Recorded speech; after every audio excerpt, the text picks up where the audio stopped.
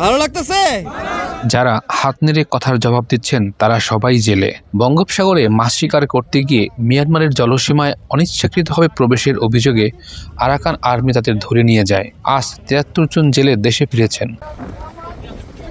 সোমবার ১৬ই ফেব্রুয়ারি প্রথম ধাপে তাদের নাফ নদীর শূন্য লাইন থেকে গ্রহণ করে টেকনাফ জেটিঘাটে আনা হয়।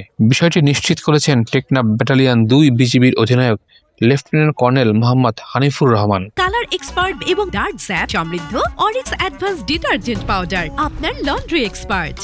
তিনি জানান, ২০২৫ সালের বিভিন্ন সময় বঙ্গোপসাগরের বিভিন্ন এলাকায় মাছ ধরতে গিয়ে কয়েকটি ট্রলারের জেলেরা অনিচ্ছাকৃতভাবে বাংলাদেশের জলসীমা অতিক্রম করে মিয়ানমারের জলসীমায় প্রবেশ করে।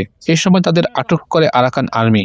এরপর থেকেই আরাকান আর্মির সঙ্গে যোগাযোগ করা হয়। ধাপে ধাপে আটক জেলেদের প্রত্যাবর্তনের বিষয়ে উল্লেখযোগ্য অগ্রগতি অর্জিত হয় এবং পর্যায়ক্রমে হস্তান্তরের ব্যবস্থা গ্রহণ করা হয়। ফিরে আসা জেলেদের মধ্যে ৬৬ জন বাংলাদেশি এবং ৭ রোহিঙ্গা রয়েছেন।